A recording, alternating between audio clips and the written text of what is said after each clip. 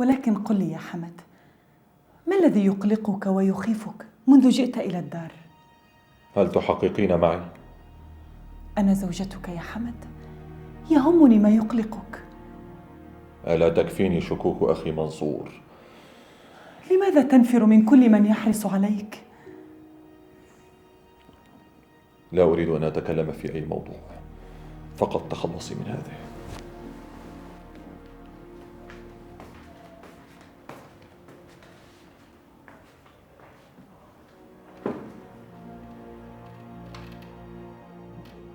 نرجح بأن السيارتين التي فجرت المجمع والتي انحرفت عنه مهربتان أو مسروقتان، وهذا يعيدنا إلى قلب الدوامة.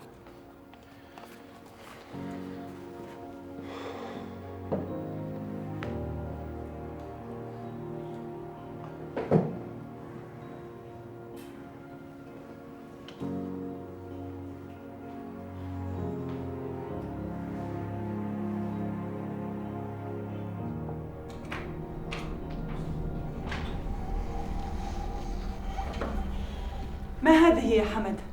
وجدتها بين طيات الملابس كأنها خريطة غامضة، ما هي؟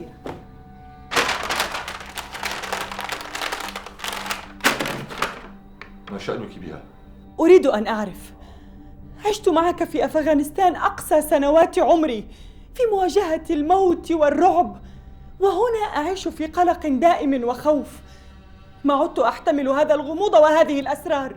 ربما أخطأت بعودتي للبيت. هاجر، أحاول أن أجنبك ما بنفسي. ما تخفيه في نفسك يعذبك ويقلقك.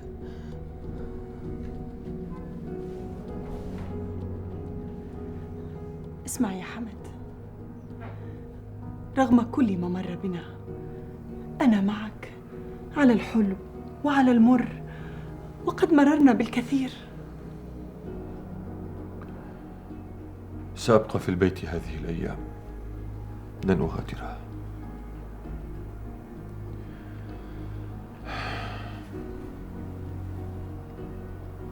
اشتقت إليك.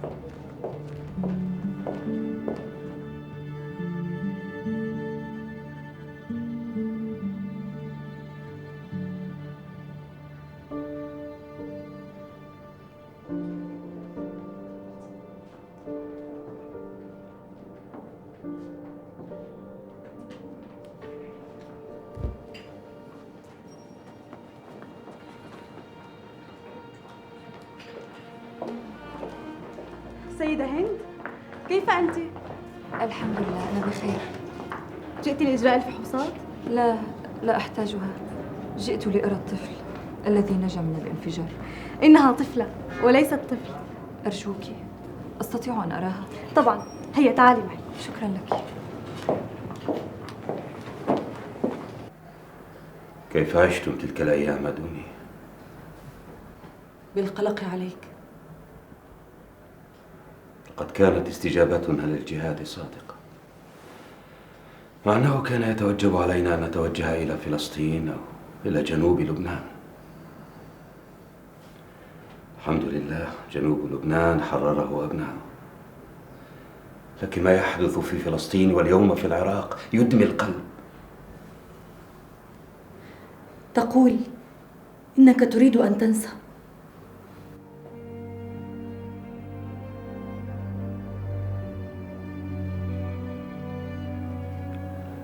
هيتني أستطيع، هيتني أستطيع.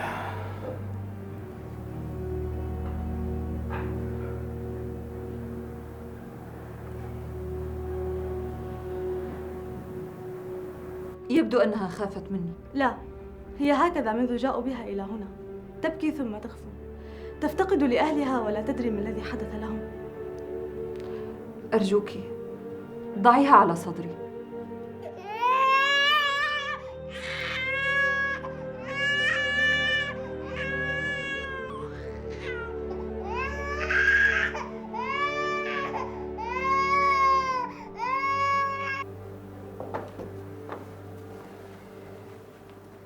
أين حسن؟ إنه في الصالة. اذهب واجلس معه ريثما أحضر الطعام.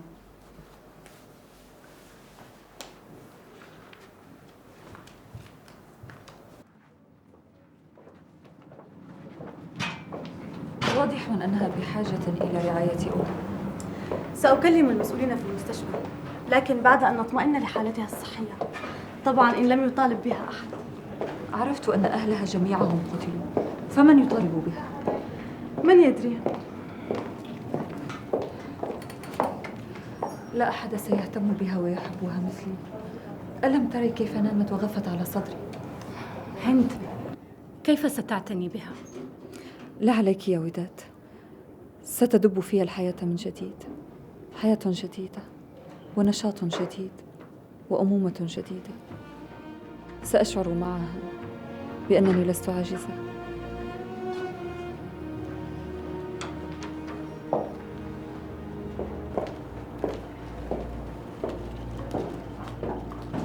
كنت تخوض المعارك وتقاتل؟ وماذا تراني كنت أفعل في أفغانستان؟ كنت أتنزه؟ بلى، كنت أتنزه. كنت أتنزه بين الرصاص والقنابل، بين الألغام الأرضية وقصف المدافع والطائرات، من الغابات والجبال والكهوف. كنت أتنزه بين حافة الحياة وحافة الموت. أحد التلاميذ في المدرسة كان يحدثنا عما فعله أبوه في معركة جاجي. كانت معركة مشهورة. هل شاركت فيها؟ شاركت؟ وقاتلت؟ ما بك يا حسن؟ وماذا يفعل المجاهد في المعركة إن لم يقاتل؟ أقصد بماذا قاتلت؟ ماذا كان سلاحك؟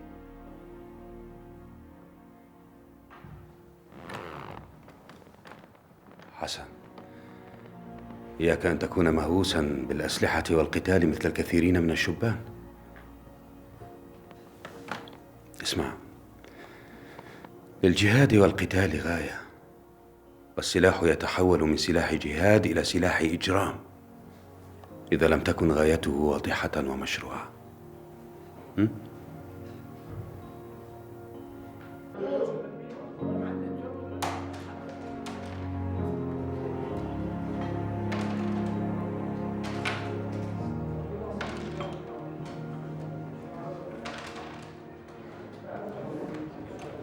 أنت غريب يا عادل، ترفض أن تعمل في مؤسسات أبيك وتتوسط بنفسك لشخص غريب للعمل؟ الأمر يختلف يا أبي. هذا شاب جامعي فقير بحاجة لعمل ليعيش هو وأهله. أنا لا أرفض العمل، لكن الوقت لا يزال مبكرا عليه، ولا أريد أن أرث العمل وراثة، وما تعرضه علي غير ما أطلبه له. أنا أطلب له عملا بسيطا ليعيش بكرامة. لماذا ترك عمله أو طرد منه؟ لا أدري، اسأله حين تراه. هل تعرف أين تجده؟ أستطيع أن أجده، ولكن قل لي، لماذا لان موقفك؟ عندما ذكرت أمرا يتعلق بك مباشرة، لتعرف أن أباك يلين لكل ما يتعلق بك. هل من جديد في أخبار انفجار المجمع السكني؟ الموتى دفنوا والجرحى يعالجون. ليس هذا ما أسأل عنه. هل توصلوا إلى شيء جديد في التحقيق؟ التحقيق لا يكشف عنه إلا بعد انتهائه. ولكن لماذا تسأل؟ فأنت لم تكن تهتم بهذه الأمور. اعتبره فضولا.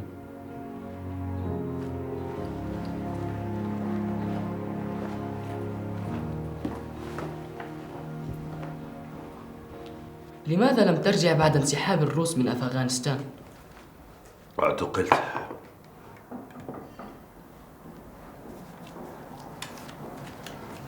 كيف؟ إن كان الروس قد خرجوا؟ من الفصائل الأفغانية. وكنت تحارب معهم؟ هذا ما حدث.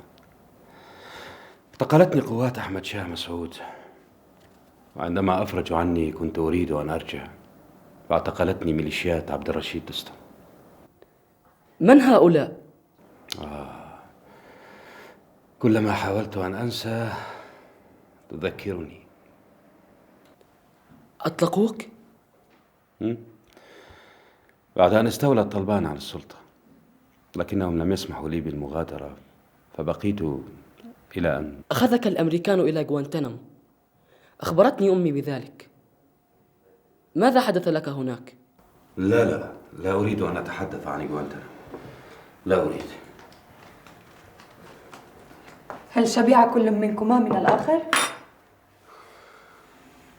قد أشبع من الطعام، لكني لا أشبع منكما أبدا. هيا اذهب واحضر جدتك. حاضر.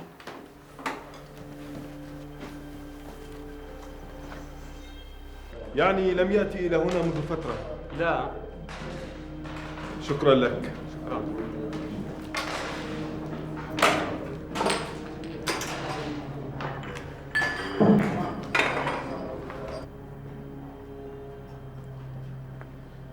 ما الذي يقلقك؟ لست قلقا. الأمر لا يخفى. منذ عدت إلى البيت لم تغادره، وقلقك يزداد.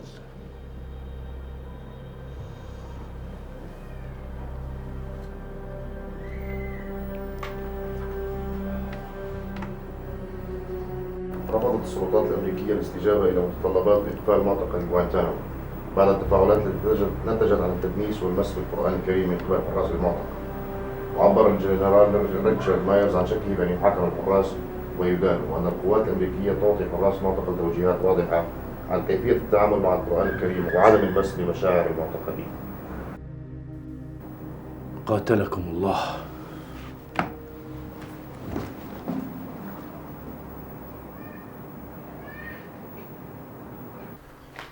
لم أقدر انتزاعها من أفكاري. صدقيني يا وداد، ما زلت أحس بأنفاسها على عنقي وصدري. أنت مصممة؟ إن سمحوا لي. هند، أخشى أن تتعلقي بها ثم يأتي من يطالب بها وينتزعها منك بعد أن... وداد، لا تخافي علي. تعودت على فقد من أحب. دعيني.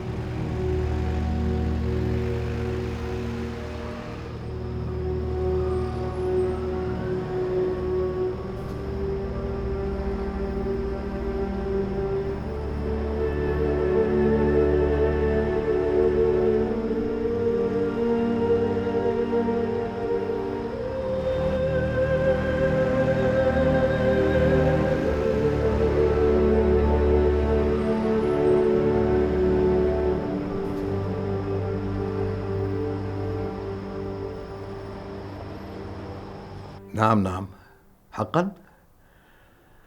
لا خبر عظيم، شكرا لك يا وداد، مع السلامة. هند تريدنا أن نساعدها في الحصول على الطفلة الناجية، هكذا أخبرت وداد. فكرة رائعة، هل تقدر؟ ما دامت ترغب. ستجد بها تعويضا عن أمومتها، والطفلة ستجد أما ترعاها. نرجو ذلك يا ليلى، نرجو ذلك. هذا سيجدد إحساسك إليهما في الحياة. صحيح. الطفلة وهند. ربما أتغيب عن المركز طوال اليوم. خير، هناك اجتماع لمدراء الأمن مع وزير الداخلية، وبعد الاجتماع هناك مؤتمر صحفي أيضا، لذلك أريدك أن تبقى مكاني هنا. إذا لزم الأمر اتصل بي. هل لديك بعض الوقت؟ لماذا؟ هناك امرأة تنتظر مقابلتك منذ مدة. بخصوص ماذا؟ لها ابن شاب غائب عن المنزل منذ مدة، وتعتقد بأن الشاب الذي فجر المجمع السكني ابنها. أدخلها.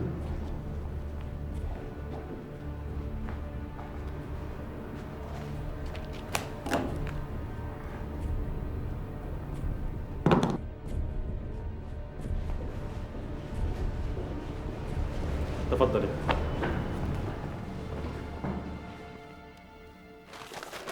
سأبدل ثيابي. إلى التلفزيون؟ لا، إلى المشفى من أجل هند. والطفلة؟ أريد أن أراها، خذني معك. تعال. غاب منذ عدة أيام ولم يأتي إلى البيت ولا حتى يتصل. أهمل دراسته وتغيب عنها. ألم تعرفي شيئا عن أصحابه؟ أين كان يقضي أيامه؟ أبدا، عشت طوال المدة وأنا في قلق. ولم تبلغي؟ لا أعرف ماذا أفعل. قلت شاب يطيش لأيام ثم يرجع، ثم كدت أن أفقد الأمل، حتى رأيت الحادث على التلفزيون وشاهدت الشاب الذي كان بالسيارة. لم يكن بالإمكان التعرف على شخصية الشاب، كان محترقا تماما، وكان من الطبيعي أن يدفن مع ضحايا الانفجار. لا يحق لكم، لا يحق لكم أن تحرموني من دفنه.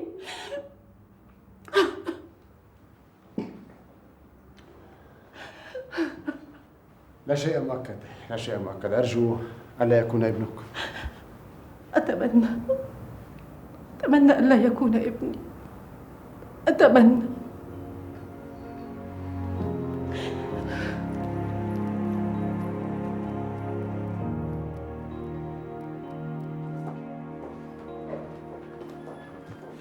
إدارة المستشفى لا تمانع بأن تقوم السيدة هند على رعاية الطفلة وتربيتها. طبعاً قدمت الضمانات المناسبة لذلك لحين الاتصال بأهل ذويها. جيد، هذا لصالح كليهما. ها، كيف الطفلة اليوم؟ ذاهبة للاطمئنان عليها. حسنا.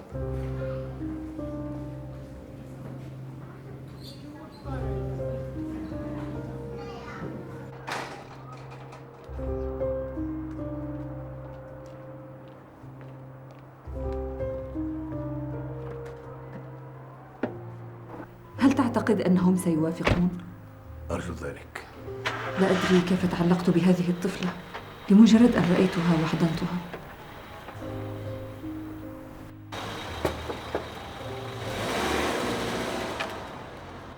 سنتخذ قرارا نعالج هذا الأمر، ولكن ما نحتاج إليه أهم من القرار، وهو وعي المواطن وتعاون الناس معنا بأن يبلغون بأية شكوك أو ريبة عن شخص أو جماعة. اسمح لي سيد الوزير، الناس يخافون وأنا أجد لهم العذر في ذلك، فنحن لا نؤمن لهم الحماية الكافية التي تزيل أسباب خوفهم. أعترف بهذا التقصير، ولكن هذه الجماعات تستنزف طاقاتنا وتشغلنا عما عداها. للأسف كثرت هذه الأيام الجرائم العادية والتي لا علاقة لها بالأعمال الإرهابية ولا بالعمل السياسي، لكن الناس وقد سيطر عليهم الفزع راحوا يربطون بين هذه الأعمال وبين كل جريمة تقع، حتى لو كان انفجار اسطوانة غاز في بيت عادي. صحيح.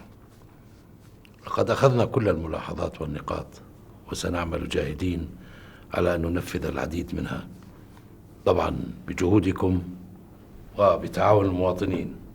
شكرا لكم. شكرا سيادة الوزير.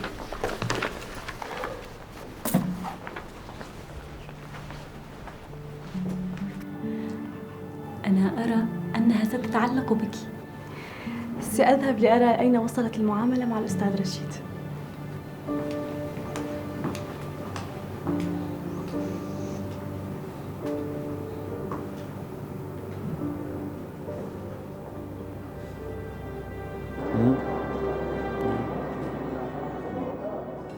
حاضر.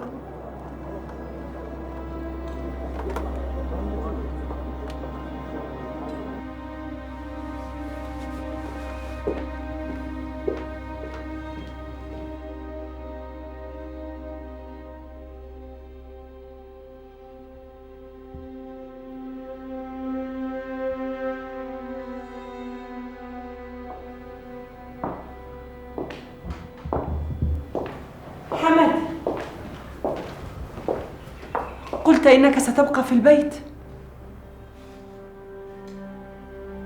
4 أيام تكفي. ومتى ترجع؟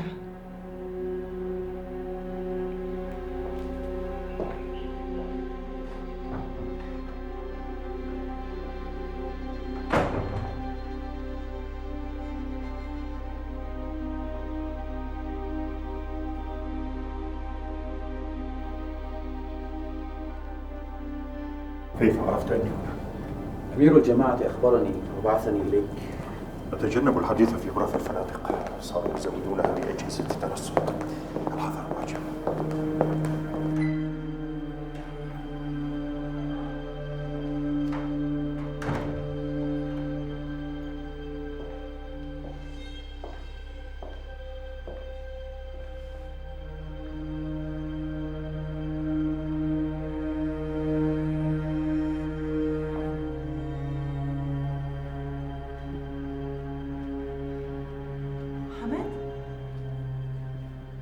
لماذا رجعت؟ غيرت فكري.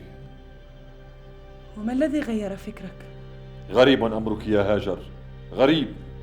إن بقيت في البيت تستغربين، وإن خرجت من البيت تحتجين وتتذمرين. هذا حالك أم حال النساء جميعا؟ يا حمد،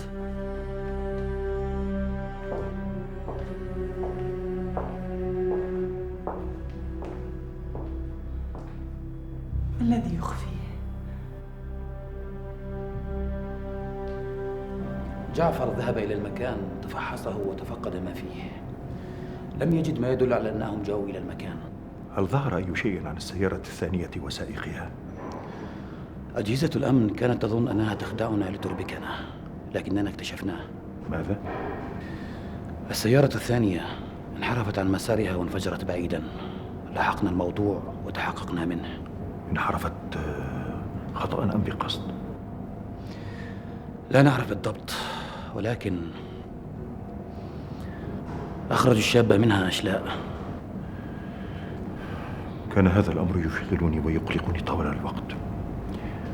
خشيت أن يكون الشاب قد تخلى وهجر، وقد يشي. هذا ما أرادت أجهزة الأمن أن توهمنا به لتربكنا. قلت إن أمير الجماعة يريدني أن أرجع. هذا ما بعثني به. اذهب أنت وأجهز نفسي لترك الفندق.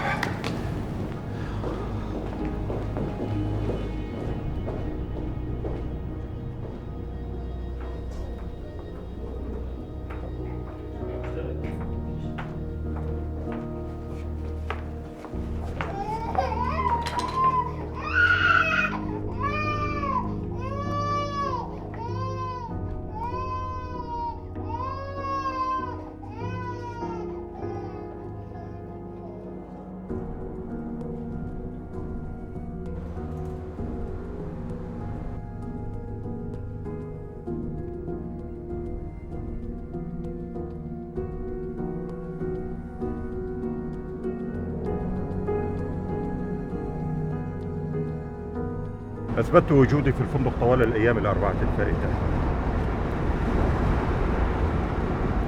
عائد إلى نفس الدار. سمعت أن الشريط لم يعرض على أي قناة. سأبلغه. وعليكم السلام.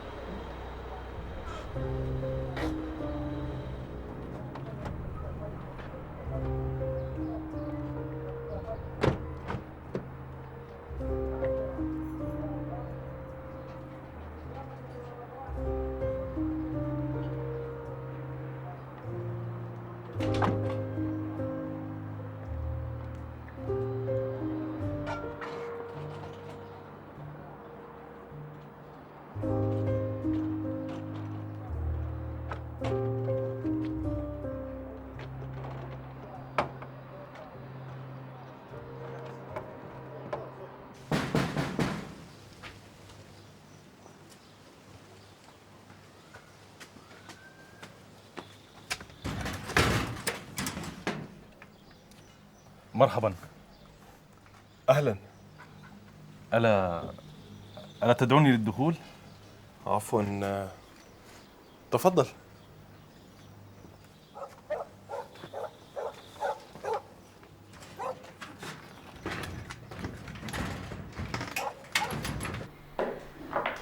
إنها نائمة.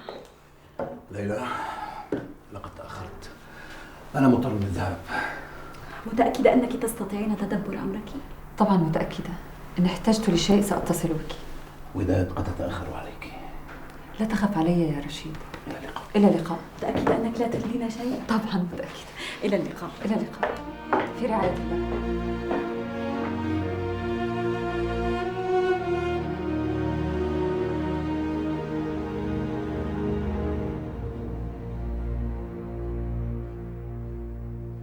كنت مترددا في دعوتي للدخول.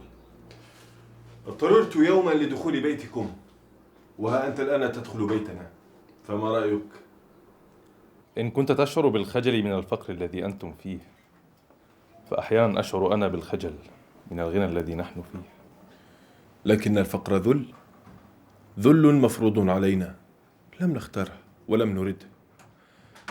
قال الإمام علي كرم الله وجهه: لو كان الفقر رجلا لقتلته. أتيت لأحدثك بأمر. قبل هذا قل لي، كيف عرفت بيتي؟ حاولت وسألت، ولكن دون جدوى. وأخيرا خطر لي أن أذهب إلى مركز الأمن الذي كنت فيه، فهم يعرفون عنوانك. لم يخطر هذا ببالي، ولكن لماذا بحثت عني؟ علمت أنك تبحث عن عمل. وهل لديك عمل؟ أنت ما زلت طالبا. حدثت والدي عنك. أبوك رجل أعمال كبير، وشركاته شركات كبيرة. ماذا سأعمل لديه؟ عامل تعبئة وقود، هذا إن قبل بي. هو أدرى، تسأله حين أخذك إليه إن أردت. ما دام الموضوع يتعلق بالعمل فأنا جاهز في أي وقت. إذن أراك غدا. لما لا تبقى وتأكل معنا؟ قد يعجبك طعام الفقراء. الفقراء دائما يشتهون طعام الأغنياء، أما الأغنياء قد يشتهون طعام الفقراء على سبيل التغيير والتجربة. مريد أرجوك، لا تجعلني أشعر بتأنيب الضمير لمجرد أني غني، فكما أنك لست مسؤولا عن فقرك، أنا أيضا لست مسؤولا عن ثراء أهلي. أراك غدا. السلطة والحكومة منزعجة من هذا الأمر أكثر من انزعاجها من حادثة التفجير. إذا حققت عملية تفجير مجمع الجوهرة بعضا من أهدافها، يجب إبقاء حالة التوتر والاضطراب مما يضعف السلطة ويقربها من الانهيار لتقوم على أنقاضها الدولة التي نسعى إليها. كثيرون من الأغراب أخذوا يغادرون، حتى من كانت لهم مصالح هنا. ودول عدة أخذت تحذر مواطنيها الذين بقوا وتدعوهم إلى المغادرة. هل اتصلت بالجميع وطلبت إليهم الرجوع إلى المطحنة القديمة؟ بعد أن تيقنت أنهم في مأمن سأذهب إليهم. كن حذرا، فالأوضاع لم تهدأ بعد. السلام عليكم. وعليكم السلام ورحمة الله وبركاته.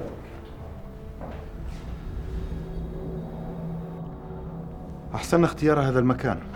نعم، كنت أعرف أنهم لن يرتابوا به ولن يهتدوا إليه. سأتفقد القبر. لم يأتي حمد إلى الآن. سيأتي بإذن الله، سيأتي.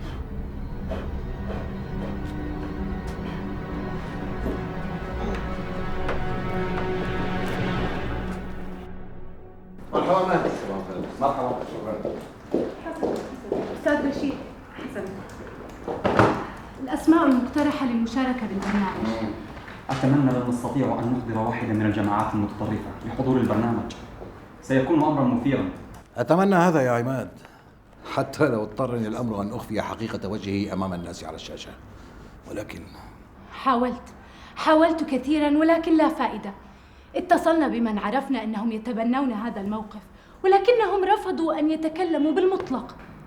طبعا خوفا من السلطة والاتهام. وحتى الذين يقفون ضدهم بالمطلق يخافون منهم. ما حالة الخوف هذه التي تجتاح المجتمع؟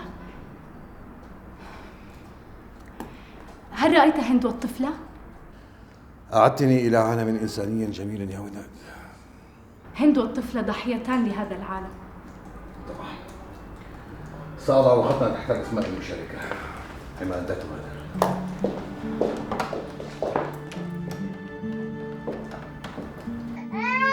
ما بها حبيبتي؟ ما بها حبيبتي؟ ما بها حبيبتي؟ حبيبتي، هذه الغرفة كانت لأولادي وأصبحت لك. خذي هذه اللعبة كانت لأولادي وأصبحت لك. حبيبتي حبيبتي حبيبتي حبيبتي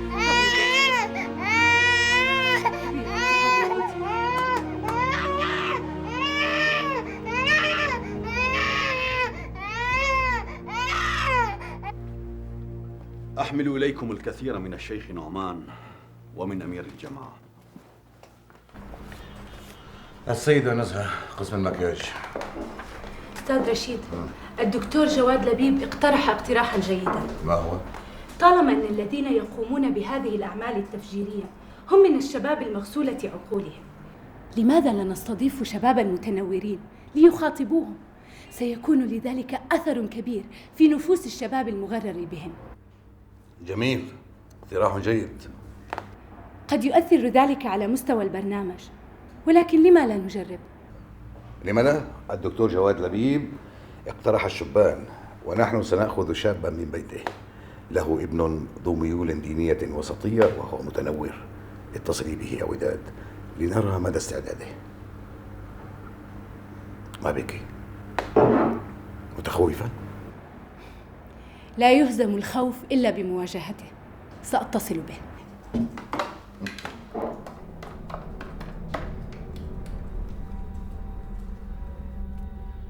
بقي أمران. الأول هو التفكير مجددا بإسكات مقدم البرامج رشيد. إسكاته كيف؟ قد حاولنا. ماذا كانت النتيجة؟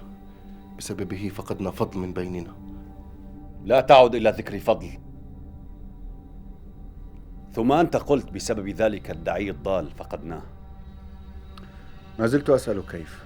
بعد فشل المحاولة الأولى لابد أنه أصبح حذرا. لن نعدم الوسيلة ما دامت الغاية واضحة لنا. والأمر الآخر؟ الأمر الآخر هو الاتصال بفرج الطحان. هذا الأمر الثاني أصعب من الأول. لماذا يا مأمون؟ نحن نعرف فرج الطحان عندما كان في أفغانستان. بعد ذلك حصلت أمور كثيرة، وبالأخص اعتقاله وسنوات غوانتانامو. ربما تغير. لا أعتقد. لو لم يتغير يا جعفر لكان هو حاول الاتصال بنا. هذا إن نسي كابوس غوانتانامو. لن نمهله. أنت يا مأمون خير من يتصل به. ما الذي يؤخر حماد؟ فكرت بأن أذهب إليه في منزله، ولكنني ترددت. معك حق. قد يذهب أحدنا ويجد عنده منصور. هذا التقرير الأخير. أما بخصوص أخيك حمد فقد علمت من العنصر الذي كان يراقبه بأنه لم يغادر منزله منذ أيام، وبالتحديد منذ يوم الانفجار الأخير. شكرا. عفوا.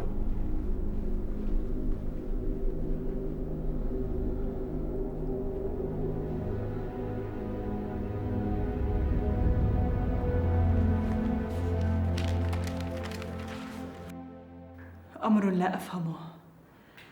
أنت في الدار منذ أيام لا تغادر بابها حتى إلى أقرب مكان. لماذا يا حمد؟ لماذا ترفض أن تزور أحداً أو أن يزورنا أحد؟ كأنك لا تريد أن ترى أحداً مطلقاً. لماذا؟ أخبرني.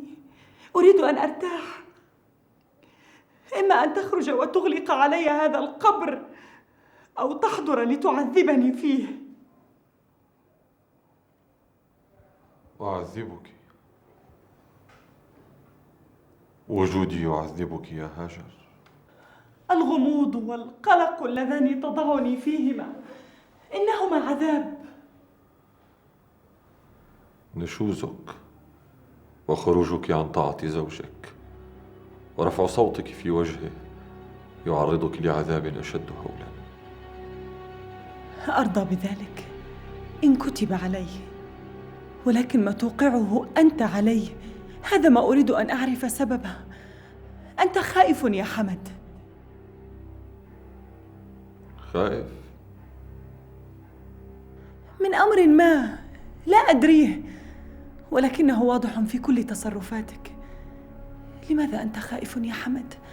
أخبرني لعلي أستطيع أن... لن أحتمل هذا الهذر أكثر من ذلك.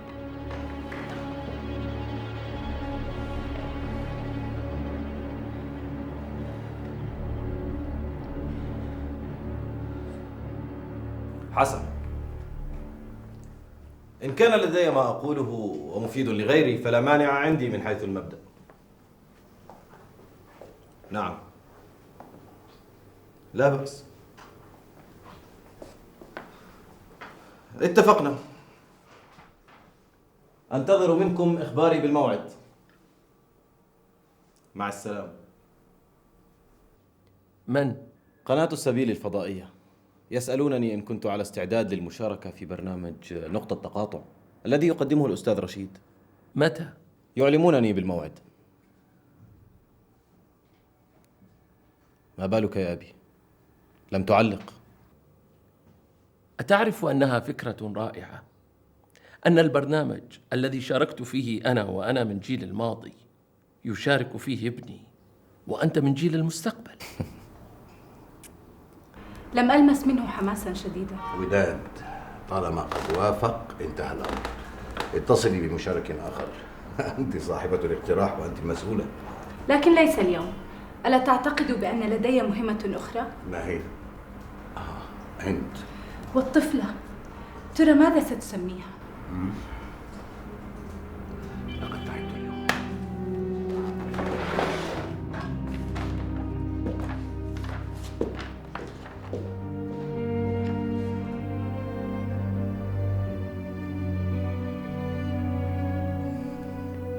أنت كالملاك يا حبيبتي.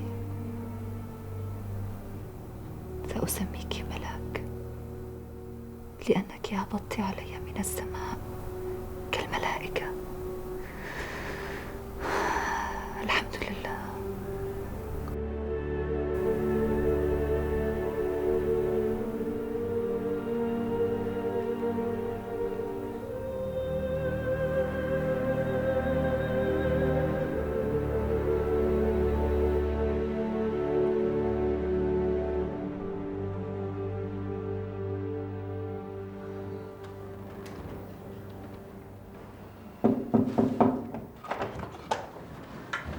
السلام عليكم. وعليكم السلام. تأخرت فقلقت عليك. أين كنت؟ تجولت فأغرتني الطرق وابتعدت. كان لابد من ذلك. قد مرت سنوات طويلة وأنا بعيد، وكان علي أن أعيد التعرف على بلدي وأسترجع ذكرياتي. لكن أية ذكريات؟ تغير علي كل شيء. اسمع يا فرج، أعرف أنك بهذا التجول والمشي تخرج لتبحث عن عمل. صحيح. أمهل نفسك قليلا حتى ترتاح وتنسى ما حدث. قد أرتاح، ولكن كيف أنسى؟ أين أمي؟ في غرفتها ترتاح. حسن؟ ربما عند الجيران. صحيح، جاء شخص وسأل عنك. من؟ لم يقل اسمه ولم يقل إن كان سيعود ليراك، لكنني لم أرتاح له.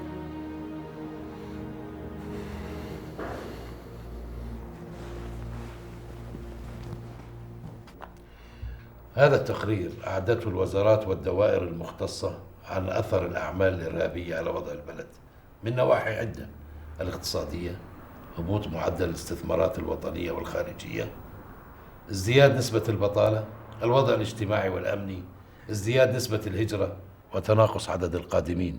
لا أريد أن أدخل في هذه التفاصيل لأنها مزعجة.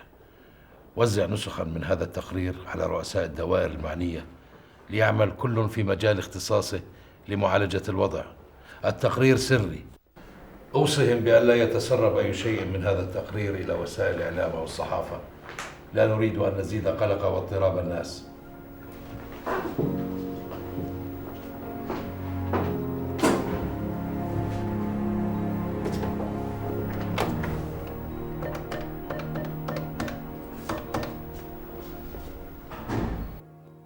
السعر الذي عرض علي غير مناسب. لقد اعتقدت أنك أخرجت هذه الفكرة من رأسك. لا، أفكر فيها كل يوم، خاصة بعد أن سمعت عن أعداد الناس الذين يتخلصون مما يربطهم هنا ويهاجرون. لقد سمعت عنهم، ولكن معظم هؤلاء ليسوا من أهل البلد وإنما أغراب عنه. هل تعتقد أنه من السهل أن نتخلص بما يربطنا بهذا البلد؟ صدقيني يا رحاب بأنني محتار بهذا الأمر، فالوضع غير مطمئن، لكن الانهزام أو الهرب منه أقصى من الصبر عليه. لا أدري. على أي حال، البيع والشراء هذه الأيام ليس متيسر. ننتظر الفرج. سأرتاح قليلا ثم أذهب إلى المطعم.